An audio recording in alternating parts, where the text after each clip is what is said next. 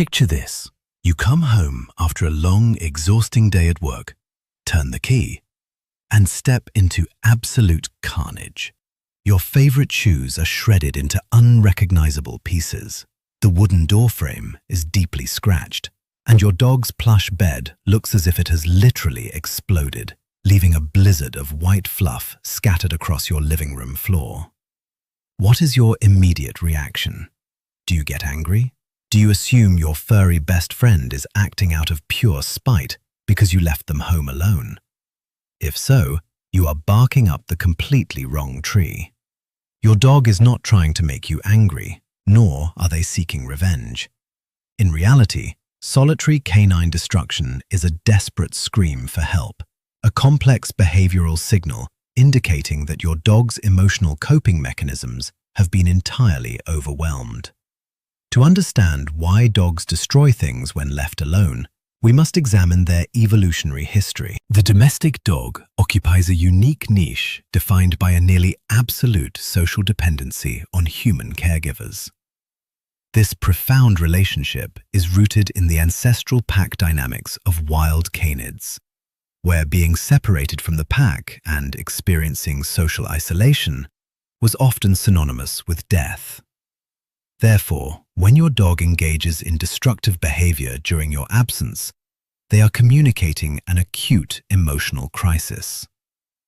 When this vital bond is abruptly severed, even just for a standard workday, the resulting anxiety can trigger a powerful cascade of biological imperatives.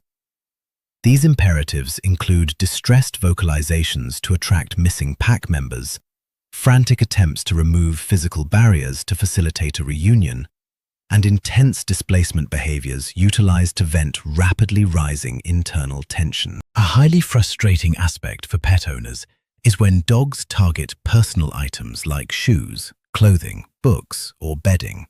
It feels deeply personal, but psychologists refer to this as the scent anxiety paradox.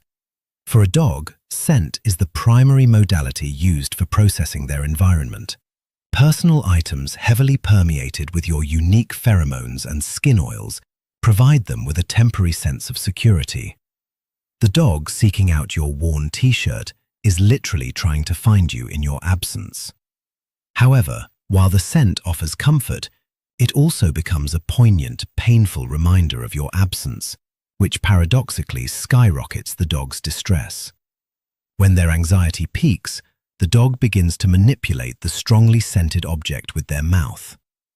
This repetitive chewing action triggers a physiological release of endorphins and dopamine in the brain, which provides a powerful self-soothing sedative effect. The underlying message here is one of desperate attachment. They are using your scent to try and feel safe, but their fear is so overwhelmingly great that they are literally trying to ingest or shred the very comfort they have found. But what about when they destroy their own beds?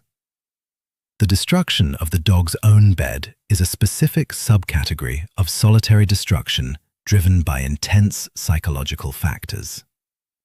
Sometimes it stems from the ancestral nesting instinct, where dogs naturally dig and scratch to create a secure sleeping indentation. Other times, it is a symptom of premature weaning, resulting in compulsive oral behaviors like rhythmic wool sucking on soft fabrics. Most often, however, when a dog shreds its bed, it signals that they lack the necessary coping skills to handle a high level of emotional arousal. The bed is simply the largest, softest item available for a dog to vent its explosive energy upon. They are entirely in the moment, reacting to an overwhelming surge of internal pressure without the cognitive ability to consider any long-term consequences. It is critically important to distinguish between clinical separation anxiety and plain old boredom.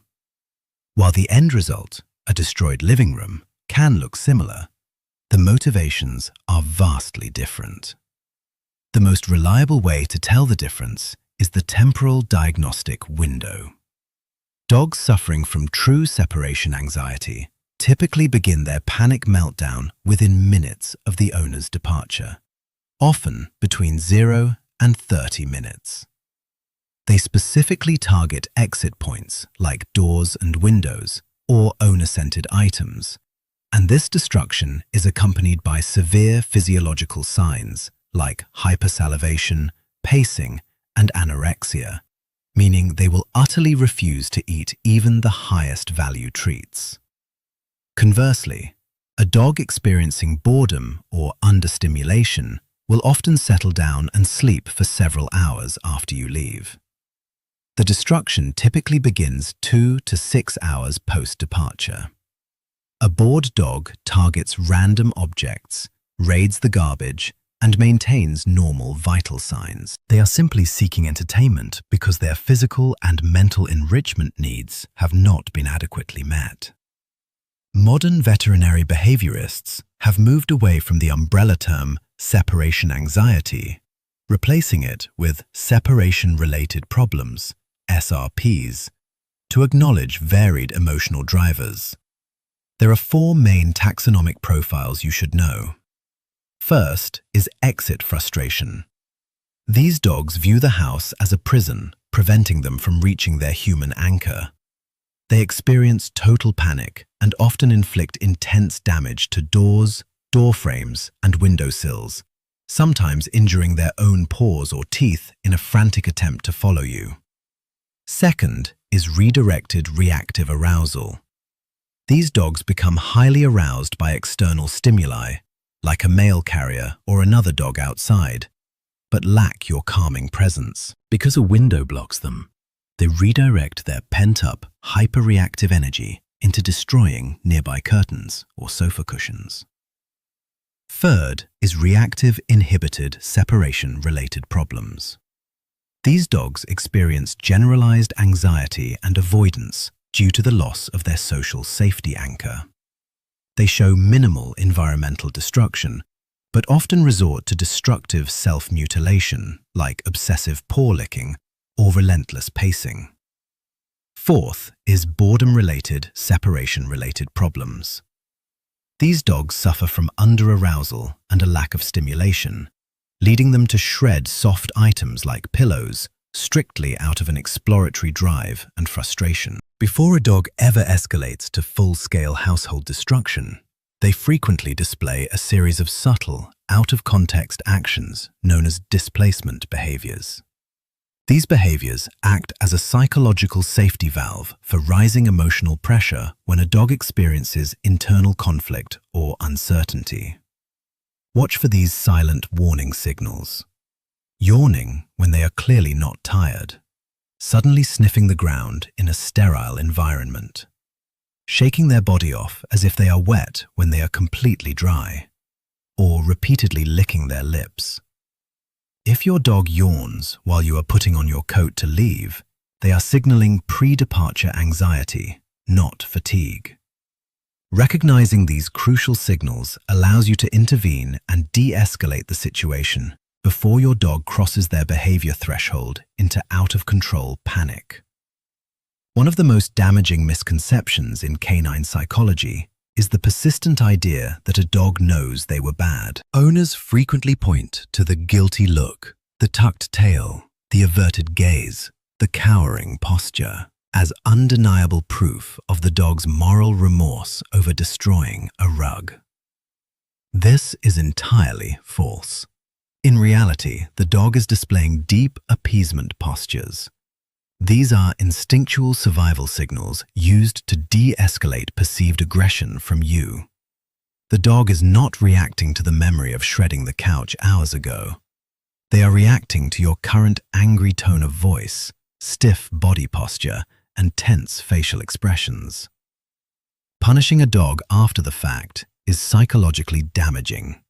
It teaches them to fear your return, massively increasing their anticipatory stress and actually causing more future destructive behavior. So, how do we answer their cry for help? First, rule out any medical issues. Gastrointestinal distress, dental pain, or cognitive dysfunction in senior dogs can all cause sudden destructive habits. Once cleared, the primary goal is systematic desensitization and counter-conditioning. Start by decoupling departure cues. Put on your shoes or jingle your keys, but then sit on the couch and watch TV. This breaks the association between the cue and the panic response. Practice graduated departures, leaving for only seconds at a time and returning before the dog has a chance to panic. Furthermore, you must provide biological enrichment. Since chewing is a natural stress reliever, supply a variety of appropriate masticatory outlets, like heavy-duty rubber toys frozen with high-value food. Ensure your dog receives adequate aerobic exercise and sniffari walks to induce physical and cognitive fatigue. A tired dog has far less energy to devote to panic. For severe self-harming cases, consult a veterinarian, as pharmacological intervention like anti-anxiety medication may be necessary to lower their baseline panic enough to learn new coping skills. The psychology of a dog that destroys things when alone is not one of rebellion, spite, or revenge, but of profound emotional vulnerability. Whether driven by a clinical panic disorder, external reactivity, or a desperate search for stimulation, it is a clear signal that their emotional needs are not being met. By addressing the root causes with patience, rejecting punitive measures, and enriching their environment, you can transform a destructive, anxious animal into a confident, peaceful companion.